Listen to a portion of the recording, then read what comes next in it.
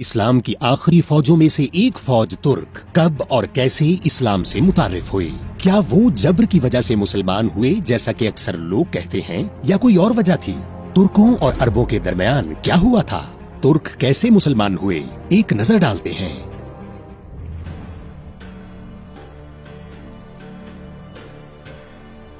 اللہ تعالیٰ نے ہزاروں انبیاء بھیجے، لیکن حضرت محمد صلی اللہ علیہ وآلہ وسلم سے پہلے بھی کچھ انبیاء ترکوں میں بھیجے گئے تھے، لہٰذا وہ اخروی زندگی اور خدا کے ایک ہونے پر یقین رکھتے تھے۔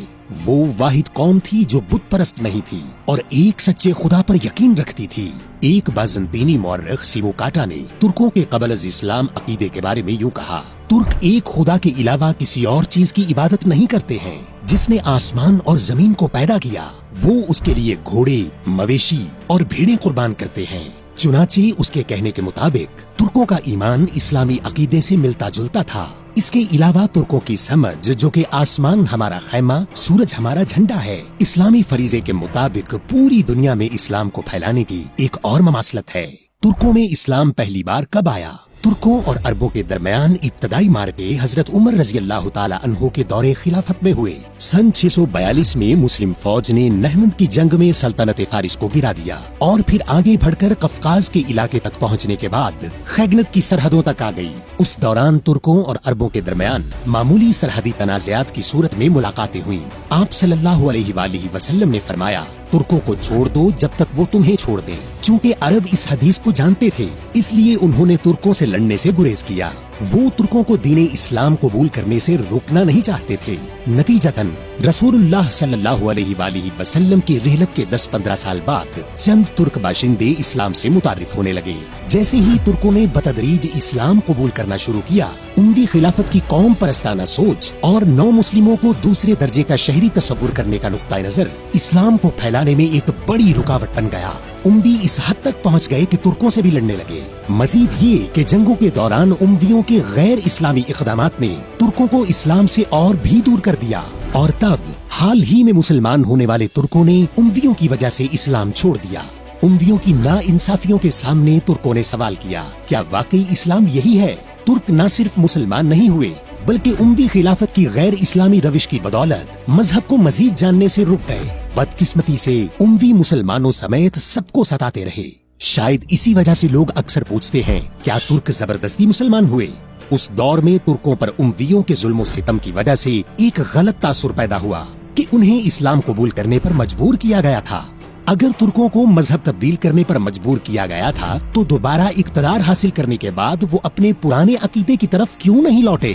در حقیقت اس بات سے قطع نظر کہ اس طرح کا ظلم ہوا یا نہیں، اگر دل اسلام کو حق تسلیم نہ کرے تو انسان مسلمان نہیں ہوتا۔ اسلام اپنے جوہر میں کسی بھی قسم کے جبر کی اجازت نہیں دیتا۔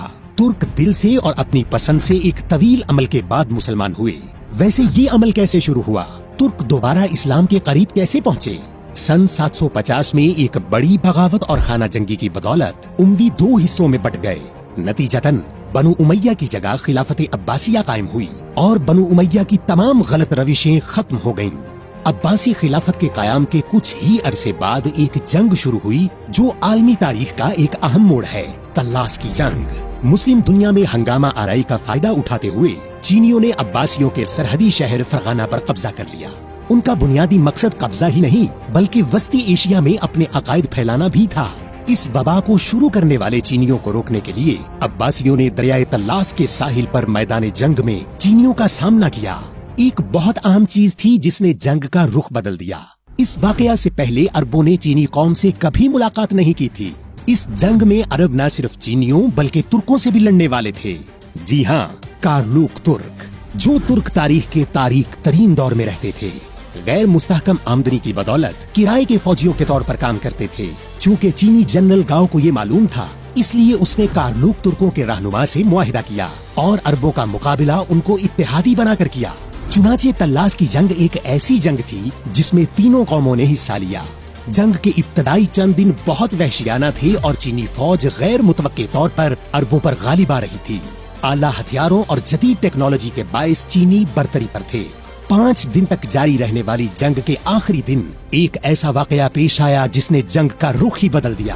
یہ اس وقت ہوا جب چینی عربوں کو شکست دینے والے تھے۔ जंग की चौथी रात अब्बासी जनरल ज़ियाद और तुर्क लीडर की मुलाकात हुई।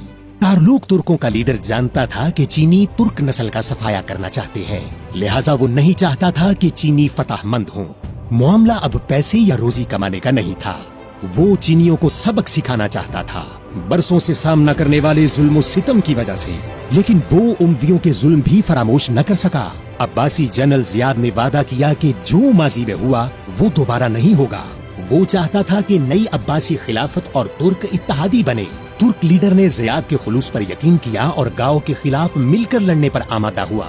लड़ाई के आखिरी दिन कारलूक तुर्क मुसलमानों के फरीक बन गए, जिसने जंग का रुख बदल दिया।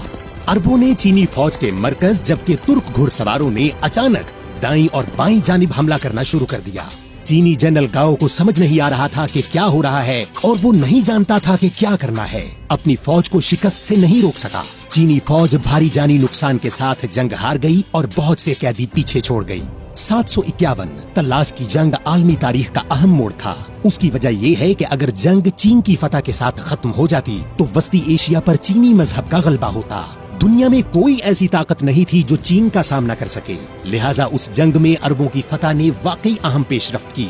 इस्लामी और तुर्की दोनों तारीखों में सबसे अहम बात यह है कि उसने वस्ती एशिया की इस्लामाइजेशन की राह हमवार की। एक और वाकया भी पेश आया जिसने आलमी तारीख का धारा बदल दिया। एक ऐसी इजाद जिसे चीन ने बाकी दुनिया से छुपा रखा था, मुसलमानों ने पकड़ लिया। हम एक ऐसी इजाद के बारे में बात कर रहे हैं जिसे आज हम कद्र की निगाह से नहीं देखते हैं, और ये हर रोज हमारी आंखों के सामने होती है। कागज। जी हाँ, कागज बनाने की टेक्नोलॉजी को मुसलमानों और तुर्कों ने अपनी गिरफ्त में लेकर ऐसे इकदामात किए जिससे नए दौर की इब्तदा हुई। इस फतह के साथ ही कंपास और बारूद भी मुसलमानों के कब्जे में आ गया। इस तरह अब्बासियों ने सुनहरी दौर के सफर के लिए इंतहाई अहम कदम उठाए। उस जंग के नतीजे में तुर्कों और अरबों की दुश्मनी दोस्ती और ताउन में बदल गई। तिजारती रास्ते खोल दिए गए। सिर्फ यही नहीं, अब्बासी खलीफा अल मंसूर चाहता था कि तुर्क खुसूसी मुहिम्मात में हिस्सा लें। तुर्क जो बगदाद में खलीफा के मुहाफिज थे, गालिबन पहले तुर्क मुसलमान थे। वो इतने अच्छे जंगजू थे कि उन्हें सरहदी शहरों जैसे मलातिया और अडाना में तयनात किया गया था। उस दौर में इस्लाम के लिए तुर्कों ने खुद को मुकम्मल तौर पर वक्फ कर दिया था। उन्होंने बाज़ंतीनियों के खिलाफ फौजी मुहिम्मात में भी हिस्सा लिया। इस्लाम की अशात के लिए अब्बासी खलीफा ने ऐसा कामयाब तरीका इस्तेमाल किया कि जंगी कामयाबियों की तरह इस्लाम की अशात में भी फतह नसीब हुई। तुर्क शहरों में पहला शहर जिसमें लोगों ने इस्लाम कबूल किया वो ताशकंद था, जबकि काराखानी खानेट पहली बड़ी इस्लामी रियासत थी। 10वीं सदी के आगाज में एक तुर्क ग्रोह ने इस्लाम कबूल किया। बाद अज़ां ओगोस तुर्कों के एक ग्रोह ने उनकी पैरवी की। उनके सरदार का नाम सल्जूक था। उसने एक अजीम सल्तनत की तरफ पहला कदम उठाया जिसकी बुनियाद बाद में रखी गई। जी हाँ, अजीम सल्जूकी सल्तनत। इस तरह बाकी ओगोस तुर्कों में इस्लाम एक मुरव्विजा मजहब बन गया। सल्जूकी सल्तनत के साथ 11वीं सदी के आगाज से जब तुर्क कौम की फितरत में पाई जाने वाली बहादुरी की सिफत इस्लाम के मुकद्दस मिशन के साथ मिली, वो मिशन जो मक्का और मदीना से शुरू हुआ और उनकी सरजमीन तक पहुंचा, तो तुर्कों ने तारीख में अपना सही मकाम हासिल कर लिया। उसके बाद जो हुआ वो सबको मालूम है। केलिज अरसलान, अल्प अरसलान, सुलेमान शाह, उस्मान गाजी, मोहम्मद फातेह, सुलेमान आलीशान सिर्फ तुर्क खागान ही नहीं रहे, वो इस्लाम के पैगाम को दूर दराज की सरजमीनों तक भी ले गए। अल्लाह के हुक्म से उनके हाथों इस्लाम पूरी दुनिया में फैला। यूनस एमरे, अहमद यसवी, रूमी और बहुत से दूसरे थे। इन जैसे खासा असर रखने वाले सूफी इमामों ने वस्ती एशिया की इस्लाम से वफादारी में बहुत इजाफा किया। इस्लाम एक इलाही और आफाकी मजहब है। इस्लाम अपने जोहर में जबर की इजाजत नहीं देता। इस्लाम किसी भी दूसरे से बेहतर निजाम पेश करता है और इस्लामी इक़दार इंसानी फितरत के मुताबिक हैं।